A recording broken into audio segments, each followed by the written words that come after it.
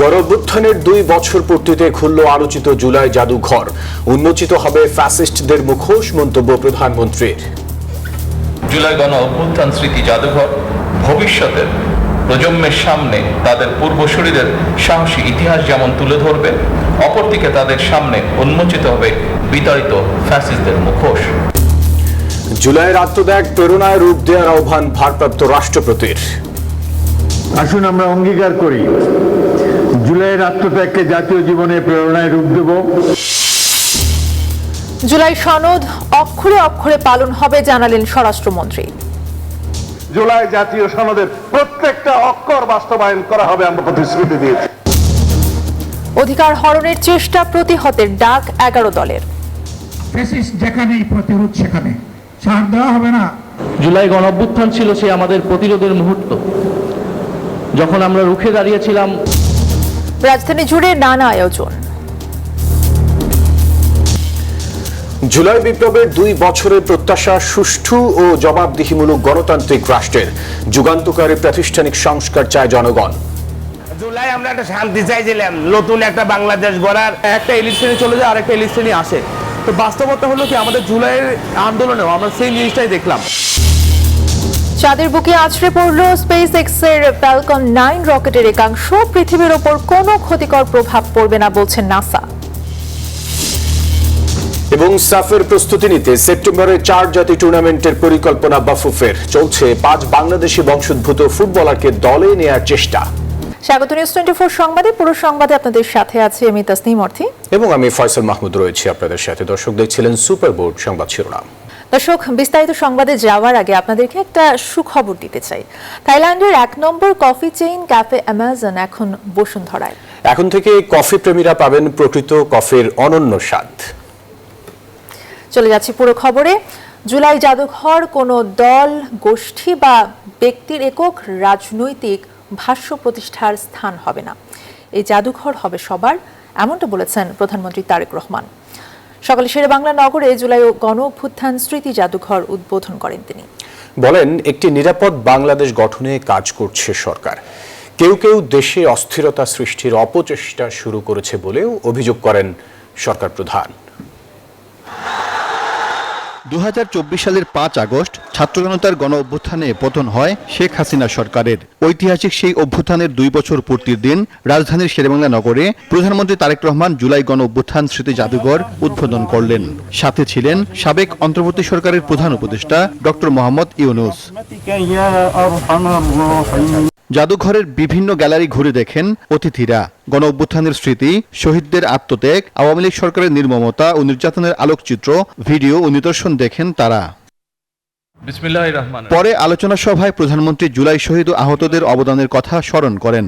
বলেন, জুলাই জাদুঘর দেশের মানুষের গণতান্ত্রিক অভিযাত্রার সঙ্গে জুলাই গণ অভ্যুত্থানের সম্পর্ক তৈরি করবে। প্রতিহিংসা নয়, যথাযথ আইনি প্রক্রিয়ায় জুলাই হত্যাকাণ্ডের বিচার হবে। আজকের ঐতিহাসিক জুলাই গণ অভ্যুত্থান স্মৃতি জাদুঘর ভবিষ্যতের প্রজন্মের সামনে তাদের পূর্বসূরীদের সাহসী ইতিহাস যেমন তুলে ধরবে, অপরদিকে তাদের সামনে উন্মোচিত হবে বিতাড়িত ফ্যাসিস্টদের মুখোশ। শুধুমাত্র জুলাই গণ অভ্যুত্থানই নয়, এখানে বাংলাদেশের প্রতি গণতান্ত্রিক আন্দোলন সংগ্রামের ইতিহাসও সংরক্ষিত থাকা জরুরি। ফ্যাসিবাদ বিরোধী আন্দোলনে যারা হতাহত হয়েছেন, পর্যায়ক্রমে আইনের যথাযথ প্রক্রিয়া অনুসরণ করে সেই বিচার হবে স্বচ্ছ, নিরপেক্ষ এবং বিশ্বাসযোগ্য। সরকার মনে করে আইনের শাসন নিশ্চিত করার জন্যই প্রতিটি অপরাধের বিচার হওয়া অত্যন্ত জরুরি। কেউ কেউ অহেতুক ইস্যু তৈরি করে দেশে অস্থিরতা সৃষ্টির অপচেষ্টা করছে বলে অভিযোগ করেন তারেক রহমান। ফ্যাসিবাদ মুক্ত বাংলাদেশে কেউ কেউ অহেতুক ইস্যু তৈরি করে দেশে অস্থিরতা সৃষ্টির অপচেষ্টা শুরু করেছে। এসব পরিস্থিতি তৈরি করে তারা নিজেদের অজান্তেই পতিত পরাজিত পলাতক স্বৈরাচারের পুনরুত্থানের পথ সুগম করছে কিনা সেটি মনে হয় ভেবে দেখা প্রয়োজন আমাদের। এই বাংলাদেশ আর কখনোই দাবিদারি রাষ্ট্রে পরিণত হবে না ইনশাআল্লাহ। দেশ পুনর্গঠনের মাধ্যমে শহীদদের কাঙ্ক্ষিত বাংলাদেশ গড়ার প্রত্যয় ব্যক্ত করেন তিনি। আর্থিক সহায়তার পাশাপাশি বর্তমান সরকার শহীদদের কাঙ্ক্ষিত বাংলাদেশ প্রতিষ্ঠার কাজও শুরু করেছে। সাইফুল ইসলাম, নিউজ 24, ঢাকা। শিল্প, সংস্কৃতি ও সৃজনশীল কর্মকাণ্ডের প্রাণ কেন্দ্র হয়ে উঠবে জুলাই গণ অভ্যুত্থান স্মৃতি জাদুঘর। আশা প্রকাশ করেছেন সাবেক অন্তর্বর্তী সরকারের প্রধান উপদেষ্টা ডক্টর মোহাম্মদ ইউনূস। সকালে জাদুঘরটির উদ্বোধনী অনুষ্ঠানে এমন আশার কথা জানান তিনি। ২৪-এর চূড়ান্ত বিজয় অর্জনের ২ বছর পূর্তির দিনে জুলাই গণঅভ্যুত্থান স্মৃতি জাদুঘরের যাত্রা শুরু। সাবেক অন্তর্বর্তী সরকারের প্রধান উপদেষ্টা ডক্টর মোহাম্মদ ইউনূসকে সঙ্গে নিয়ে উদ্বোধন করেন প্রধানমন্ত্রী তারেক রহমান। জাদুঘরের বিভিন্ন গ্যালারিতে স্থান পেয়েছে স্বৈরাচারের নির্মম নির্যাতন ও গণহত্যার নানা অকাট্য নিদর্শন। ডক্টর ইউনূস বলেন, এই জাদুঘর সবাইকে সঠিক পথ দেখাবে। এখান থেকে নতুন যাত্রাপথ রচনা হবে। আমরা পথ হারিয়ে ফেললে এখানে এসে পথ খুঁজে নেব। আমরা যদি আমাদের চিন্তায় কোনো গাফিলতি আসে, আমরা এখানে তার ঠিকানা বার করব। জুলাই স্মৃতি জাদুঘর শিল্প, সংস্কৃতি ও সৃজনশীল কর্মকাণ্ডের প্রাণকেন্দ্র হয়ে উঠবে এমন আশাবাদও জানান তিনি। এটা হলো সেই কেন্দ্রবিন্দু। এটা আমাদের ইতিহাসের আতুরঘরের দৃশ্য। এখান থেকে আমরা যে নারীর সূত্র যে রেখে যাব সবার কাছে, এই সূত্র যেন আর ছিন্ন না হয়। স্বৈরাচার বিরোধী আন্দোলন ও ত্যাগের অনন্য দলিল হয়ে থাকবে জুলাই স্মৃতি জাদুঘর, আশা দর্শনার্থী ও অতিথিদের। আব্দুল্লাহ মামুন, নিউজ 24, ঢাকা। জুলাই গণ অভ্যুত্থানের আত্মত্যাগকে রূপ দিতে হবে জাতীয় জীবনের প্রেরণায়। দেশের গণতন্ত্র সুদৃঢ় করতে হবে প্রাতিষ্ঠানিকভাবে, এমন আহ্বান জানিয়েছে রাষ্ট্রপতি হাফিজ উদ্দিন আহমেদ। সংসদ ভবনে জুলাই দিবসের আয়োজনে এই আহ্বান জানান তিনি। অনুষ্ঠানে যোগ দেন সরকারি ও বিরোধী দলীয় নেতারাও। তারা বলেন, দেশে আর স্বৈরাচারের উত্থান হতে দেয়া হবে না।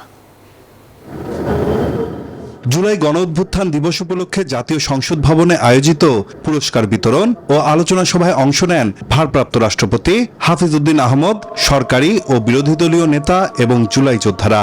আগামীর নতুন বাংলাদেশ গড়ে তোলার অনুষ্ঠানে সরকারি ও বিরোধী দলীয় চিফ হুইপ বলেন, সংসদই সব রাজনৈতিক সংকট সমাধানের জায়গা। আমরা অতীতে দেখেছি যে এই ধরনের জাতীয় দিবসগুলোতে রাজনৈতিক পক্ষগুলা এক হতে পারে না, একসাথে উদযাপন করতে পারে না।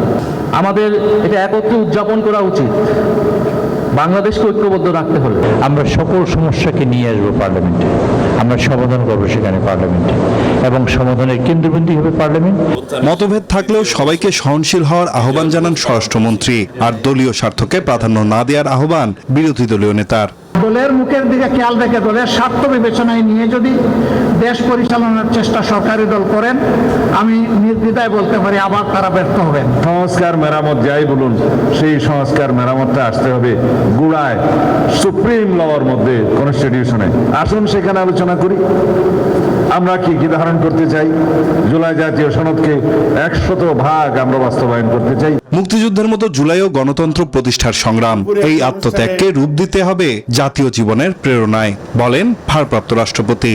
আসুন আমরা অঙ্গীকার করি, জুলাইয়ের আত্মত্যাগকে জাতীয় জীবনের প্রেরণায় রূপ দেব, গণতন্ত্রকে প্রাতিষ্ঠানিকভাবে সুদৃঢ় করব, জাতীয় সংসদের মর্যাদা এবং কার্যকারিতা সমুন্নত রাখব এবং ভবিষ্যৎ প্রজন্মের জন্য এমন একটি বাংলাদেশ রেখে যাব যেখানে ক্ষমতার নয়, আইনের সুশাসনের বিজয় হবে।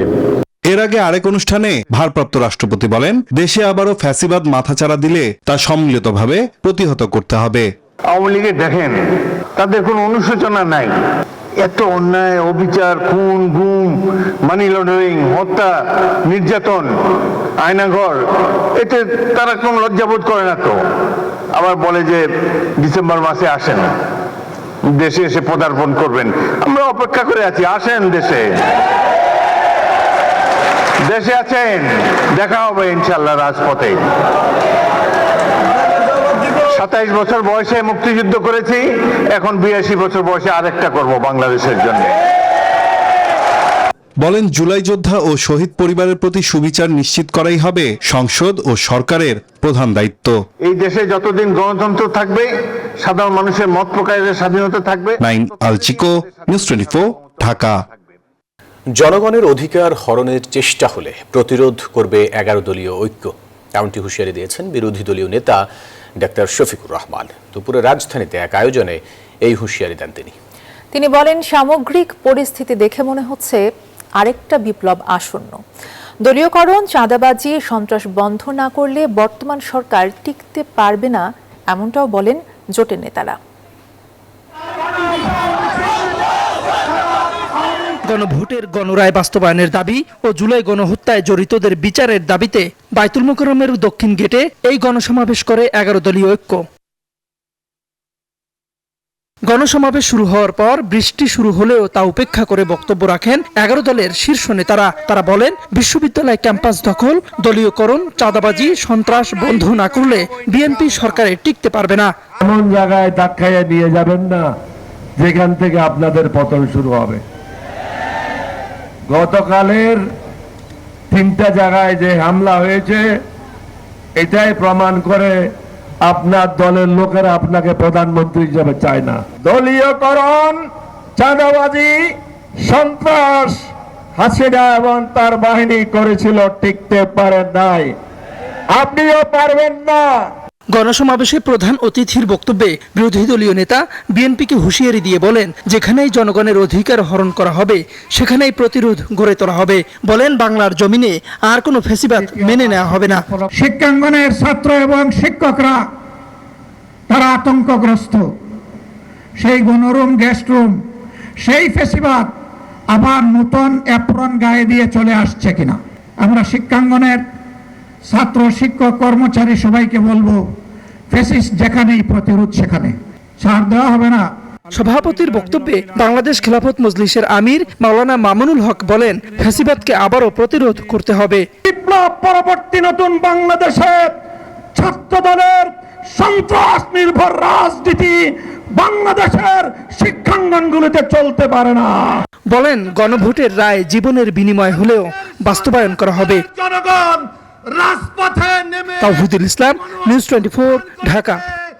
বিখ্যাত রুশ বিপ্লবী লেনিন বলেছিলেন, এমন দশক আছে যখন কিছুই ঘটে না, আবার এমন সপ্তাহ আসে যখন দশকের ইতিহাস ঘনীভূত হয়ে উঠে আসে। 2024 সালে শিক্ষার্থীদের আন্দোলনের উত্তাল স্রোতে ভেসে যায় দীর্ঘ 15.5 বছরের এক নায়কতন্ত্রের জগদ্দল পাথর। সেই ঐতিহাসিক দিনটি আজ রাষ্ট্রীয়ভাবে জুলাই গণ অভ্যুত্থান দিবস। একটি বৈষম্যহীন সমাজ গড়ার যে স্বপ্ন রচিত হয়েছিল তা আজ কতটা বাস্তব। হায়দার আলী এবং লিটন বাবুর ক্যামেরায় আরও জানাচ্ছেন আল মোহাইমিনুল খান। শহরের দেয়ালগুলো কথা বলে জুলাইয়ের ভাষায়, যেখানে লাল কালো রঙে আঁকা গ্রাফিতিগুলো প্রতিনিয়ত মনে করিয়ে দেয় এক অকুতভয় বিপ্লবের কথা। রাজপথের তপ্ত পিচে যখন ঝরেছিল বিপ্লবীদের তাজা রক্ত, সেই রক্তে লেখা হয়েছিল এক নতুন বাংলাদেশের ইতিকথা। ধ্বংসস্তূপ থেকে ফিনিক্স পাখির মতো জেগে ওঠা এই বাংলাদেশ আজ বুনছে অবাধ, সুষ্ঠু ও জবাবদিহিমূলক এক গণতান্ত্রিক রাষ্ট্রের স্বপ্ন। বাংলাদেশের পুরো সিস্টেমকে যাতে ঠিক করা যায় এবং আমরা আমাদের ভোটাধিকার সহ প্রত্যেকটা মৌলিক অধিকার ফিরে পাই, এই জন্য বিগত ফ্যাসিস্ট সরকারের আমলে আমরা এই আন্দোলনটা করেছিলাম। বাংলাদেশের মানুষ জুলাইয়ের মাধ্যমে চেয়েছিল একটি সিস্টেমের পতন, কোনো ক্ষমতাসীন দলের বা কোনো শাসকের পতন আসলে বাংলাদেশের মানুষ চায় নাই। এই রক্তস্নাত অর্জনের সবচেয়ে উজ্জ্বল পালকটি হল রুদ্ধ কণ্ঠের শৃঙ্খল মুক্তি। বিচার বিভাগ, নির্বাচন কমিশন থেকে শুরু করে রাষ্ট্রযন্ত্রের প্রতিটি অঙ্গকে দলীয়করণের ঘুণপুকো থেকে বাঁচাতে শুরু হয়েছে এক যুগান্তকারী প্রাতিষ্ঠানিক সংস্কার। প্রাপ্তির ভিতরে আছে যে আমাদের এখন যে ভাষার স্বাধীনতা, আমাদের কথা বলার স্বাধীনতা, সেটা ফিরে এসেছে। পোস্ট রেভলিউশনে দেখতে পারি প্যারাথন সাইকেল অফ এলিটসের মধ্যে যে এক শোষক শ্রেণী চলে যায় বা একটা এলিট শ্রেণী চলে যায়, আরেকটা এলিট শ্রেণী আসে। তো বাস্তবতা হলো কি, আমাদের জুলাইয়ের আন্দোলনেও আমরা সেম জিনিসটাই দেখলাম। জুলাই আমরা একটা শান্তি চাইছিলাম, নতুন একটা বাংলাদেশ গড়ার একটা আশা ছিল এই বাংলার মানুষের, না আমরা এখনো পাই নাই। এখন হাউ খাও কাউ কাউ আমরা লাগিয়ে আছে। তবে মুদ্রার উল্টো পিঠে রয়েছে এক বিস্তর আক্ষেপের উপাখ্যান। আকাশ ছোঁয়া দ্রব্যমূল্য আর অর্থনৈতিক টানাপোড়েনে সাধারণ মানুষের দৈনন্দিন জীবন আজও এক সংগ্রাম। এর মাঝেই বিষাদময় খবর হলো জুলাই স্মৃতি জাদুঘর নির্মাণ সহ নানা প্রকল্পে দুর্নীতি, অনিয়ম আর ভুয়া বিল ভাউচারে অর্থ উত্তোলনের অভিযোগ। আমরা যেটা এক্সপেক্ট করছিলাম সেটা আমরা পাচ্ছি না। সব জিনিসপত্রের দাম উঠতে, তেমন কোনো কিছুতে নিরাপত্তা নাই। প্রশাসন আগের মতো যে জায়গায় দেবেন এই জায়গায় দেখবেন প্রশাসন টাকা ছাড়া চলে না। আসলে ছাত্ররাও দুর্নীতিগ্রস্তই জড়িত হয়ে গেছে। এখন আমরা কি করব ভাই? ঠিক ৭১-এর মতোই আমরা দেখি যে জাসি এবং এনসিপি তারা দাবি করতে চাচ্ছে যে এটা একান্তই তাদের আন্দোলন। এটা আসলে একরকম আওয়ামী লীগের ফ্যাসিজমের মতোই। ২০২৪ সালের ৫ই আগস্ট বাংলাদেশে যা ঘটেছে এটি শুধু বাংলাদেশ নয়, বিশ্বের ইতিহাসেও নজিরবিহীন। জুলাই গণঅভ্যুত্থানের প্রত্যাশার ঝুলিতে প্রাপ্তির থেকে অপ্রাপ্তির সংখ্যাই বেশি। আর তাই তো এই গণঅভ্যুত্থানের কৃতিত্ব নিয়ে কারাকারি না করে এর আকাঙ্ক্ষা বাস্তবায়নে সব পক্ষকে সচেষ্ট হওয়ার আহ্বান সাধারণ মানুষের। আল মোহাম্মদুল খান, নিউজ 24, ঢাকা। ফ্যাসিবাদের বিরুদ্ধে ২ বছর আগে এই দিনে কেঁপে ওঠে রাজপথ। ছাত্র জনতার অভ্যুত্থানে পতন হয় ১.৫ দশকের স্বৈর শাসনের। আর সেই বিজয়ের দিনকে এবার উদযাপন করা হলো ২ মঞ্চে ২ ভিন্ন আয়োজনে। সোহরাওয়ার্দী উদ্যানে কনসার্ট ফর ডেমোক্রেসি আর মানিক মিয়া এভিনিউয়ে বর্ষা বিপ্লবের গান। বৃষ্টি উপেক্ষা করে হাজারো মানুষের কণ্ঠে ফিরে আসে জুলাইয়ের স্মৃতি, শহীদদের আত্মত্যাগ আর গণতন্ত্র রক্ষার অঙ্গীকার। মুক্তি, ঐক্য ও প্রতিবাদী চেতনার জন্ম দিয়েছিল জুলাই গণঅভ্যুত্থান। দ্বিতীয় বার্ষিকীতে সেই স্মৃতির স্মরণে কনসার্ট ফর ডেমোক্রেসিতে লোকে লোকারণ্য সোহরাওয়ার্দী উদ্যান। বুধবার বিকেল থেকে বৃষ্টি উপেক্ষা করেই সঙ্গীত পরিবেশন করে স্বনামধন্য ব্যান্ডগুলো। বাদ্যযন্ত্রের তালে আনন্দ ছড়িয়ে পড়ে পুরো এলাকা জুড়ে।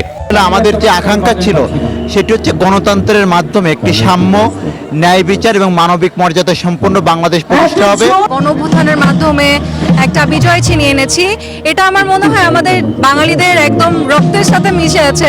সকল বিভেদ ভুলে জাতীয় ঐক্য আর গণতন্ত্র রক্ষার আহ্বান জানানো হয় মঞ্চ থেকে। ঠিক একই চিত্র দেখা যায় মানিক মিয়া এভিনিউয়ে। জুলাইয়ের স্মরণে মনসুন কালচারাল অ্যালায়েন্স আয়োজন করে প্রতিবাদী বর্ষা বিপ্লবের গান। বাদ্যযন্ত্রের তালে সুর তোলেন দেশের স্বনামধন্য ব্যান্ড শিল্পীরা। মন্ত্রমুগ্ধ হয়ে উপভোগ করেন দর্শকরা। পুনরায় ফ্যাসিবাদের উত্থানের বিরুদ্ধে তরুণ প্রজন্মকে ঢাল হয়ে দাঁড়ানোর আহ্বান জানান বক্তারা। ন্যায্যতার ভিত্তিতে দেশ গড়ার প্রত্যয় জানান তারা। শহীদ আবু সাইদ, শহীদ মুগ্ধ, শহীদ ওয়াসিম থেকে শুরু করে সকল শহীদ এবং আহত যোদ্ধাদের ইনশাআল্লাহ আমরা আমাদের আকাঙ্ক্ষিত বাংলাদেশ, বৈষম্যহীন বাংলাদেশ গড়তে পারবো। আমরা ঐক্যবদ্ধভাবে আগামীতে লড়াই করে ফ্যাসিবাদ মুক্ত বাংলাদেশ, যে বাংলাদেশ আমরা কায়েম করেছি, সেই বাংলাদেশকে এগিয়ে নেওয়ার জন্য দলবদ্ধ পথের সবাইকে ঐক্যবদ্ধভাবে এক নতুন বাংলাদেশ গড়ে তুলব ইনশাআল্লাহ। দুই অনুষ্ঠানেই মানুষের কণ্ঠে উচ্চারিত হয় একটি অঙ্গীকার, স্বৈরাচার যদি আবারও ফিরে আসতে চায় তবে এই জনতার কণ্ঠেই আবার জেগে উঠবে জুলাই। শিহাব জাহিদ, নিউজ 24, ঢাকা। জুলাই পরবর্তী বাংলাদেশকে কোনোভাবেই পরনির্ভরশীল রাষ্ট্র হিসেবে দেখতে চায় না সরকার, এমনটা বললেন পররাষ্ট্রমন্ত্রী ডক্টর খলিলুর রহমান। রাজধানী ফরেন সার্ভিস একাডেমিতে জুলাই গণঅভ্যুত্থান দিবসের অনুষ্ঠানে পররাষ্ট্রমন্ত্রী বলেন, আত্মমর্যাদা এবং জাতীয় স্বার্থকে প্রাধান্য দিয়ে বিশ্ব সম্প্রদায়ের সঙ্গে সম্পর্ক গড়ে তোলাই দেশের পররাষ্ট্রনীতির মূল লক্ষ্য। ইতিহাসে এটা ছিল সবচেয়ে নৃশংসতম সময়, একটা সবচেয়ে বড় কালো অধ্যায়। জুলাইয়ের শহীদ বৃন্দ, জুলাইয়ে যারা আহত হয়েছেন, তারা আমাদেরকে যে ঐতিহাসিক দায়িত্বটা দিয়ে গেছেন সেটা পালন করার মতন সক্ষমতা আমাদের আছে। এটা আমাদের হাতে একটা বড় ধরনের দায়িত্বভার এই শহীদরা দিয়ে গেছে। চাঁদের বুকে আছড়ে পড়েছে মহাকাশে ভাসতে থাকা স্পেস এক্স রকেটের একটি অংশ, যার ওজন 4000 কেজি। এই ঘটনা পৃথিবীর ওপর কোনো প্রভাব ফেলবে না, এমনটা বলছে যুক্তরাষ্ট্রের মহাকাশ গবেষণা সংস্থা নাসা। তবে নানা ধরনের শঙ্কার কথা বলছেন অনেকেই। মহাকাশে ভেসে বেড়াচ্ছে 4000 কেজির স্পেস এক্স ফ্যালকন 9 রকেটের অগ্রভাগ ঘন্টায় 8700 কিলোমিটার গতিতে ধেয়ে যাচ্ছে চাঁদের দিকে। আঘাত এনেছে উপগ্রহটির আইনস্টাইন ক্রেটার নামক অংশে। প্রশ্ন হলো, রকেটটি চাঁদে আঘাত হানল কেন? 2020 সালে দুটি চন্দ্রযান বহন শেষে রকেটটির আপার স্টেজটি মহাকাশেই রয়ে যায়। কেটে যায় 1.5 বছর। এরই মধ্যে পৃথিবী, চাঁদ ও সূর্যের মহাকর্ষীয় টানে গতিপথ বদলে চাঁদের দিকে ছুটতে শুরু করে এটি, আর সজোরে ধাক্কা খায়। সংঘর্ষটি আতঙ্কের সৃষ্টি করলেও পৃথিবীর ওপর কোনো প্রভাব ফেলবে না বলে মত মহাকাশ গবেষণা সংস্থা নাসার মুখপাত্র জিমি রাসেলের। একই সাফাই গেয়েছেন নাসার বিজ্ঞান ও ড্রাগন কর্মসূচির পরিচালক জুলিয়ানা শেইমেন। ভবিষ্যতে বর্জ্য নিষ্কাশনের সর্বোত্তম পথ খুঁজতে চাই। এই সংঘর্ষটি আমাদের পর্যবেক্ষণে সহায়তা করবে।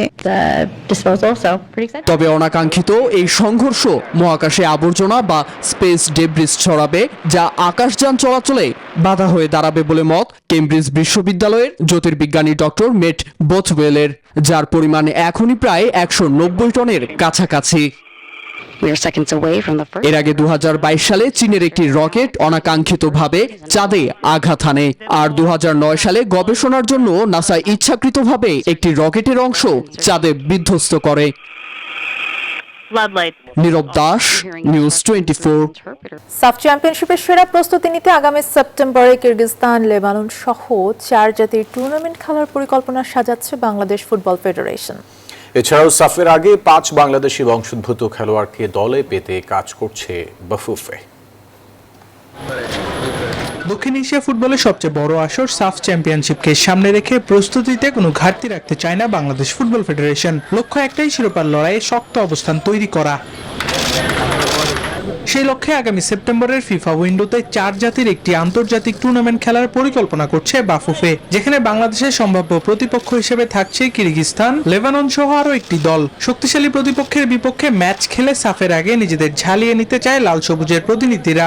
3 জাতি বা আইডিয়ালি 4 জাতির প্ল্যান, অথবা কিরগিজস্তান থেকে আমরা একটা ইনভিটেশন পেয়েছি, যেখানে কিরগিজস্তান তো আছেই অ্যাজ এ হোস্ট, তাদের সাথে ওখানে লেবাননও আছে এবং তারা আমাদেরকে ইনভাইট করেছে এবং তারা চাচ্ছে আরো একটি দেশ অ্যারেঞ্জ করার জন্য, মানে ওরাও একটা 4 জাতি করতে চাচ্ছে। শুধু প্রস্তুতি ম্যাচই নয়, জাতীয় দলকে আরো শক্তিশালী করতে প্রবাসী ফুটবলারদের অন্তর্ভুক্তির কাজও এগিয়ে নিচ্ছে ফেডারেশন। ফারহান ওয়াহিদ ও জায়ান হাকিম সহ সাফ চ্যাম্পিয়নশিপের আগে 5 বাংলাদেশি বংশোদ্ভূত ফুটবলারকে দলে যুক্ত করার বিষয়ে কাজ চলছে বলে জানিয়েছেন বাফুফের সহসভাপতি ফাহাদ করিম। সেই সঙ্গে ইউরোপে বাংলাদেশি প্রবাসী ফুটবলারদের খুঁজে বের করতে স্কাউট প্রোগ্রাম করার পরিকল্পনাও করছে বাফুফে। আমরা 5 জন অরিজিনাল প্লেয়ারকে নিয়ে কাজ করছি ওই পার্টিকুলার উইন্ডোর জন্য। তার মধ্যে একজন তো ফারহান ওয়াহিদ। জায়ান হাকিমের প্রাইমারি কাগজপত্রের কাজ আমরা শুরু করেছি। ইতিমধ্যে আমরা 2 কোচের সাথে কথা বলছি যে নেক্সট সামারে আমরা একটা স্কাউট ইভেন্ট করতে পারি নাকি ইউরোপে। নতুন মুখের সংযোজন আর আন্তর্জাতিক ম্যাচের অভিজ্ঞতা মিলিয়ে সাফে ভিন্ন এক বাংলাদেশকে দেখার প্রত্যাশায় ফুটবল প্রেমীরা।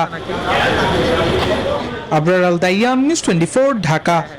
পাকিস্তান সুপার লিগ ও বিগ ব্যাশের পর এবার দক্ষিণ আফ্রিকার এস-20 লিগে খেলতে যাচ্ছেন রিশাদ হোসেন। সরাসরি চুক্তিতে বাংলাদেশের এই লেগ স্পিনারকে দলে ভিড়িয়েছে 3 বারের চ্যাম্পিয়ন সানরাইজার্স ইস্টার্ন কেপ।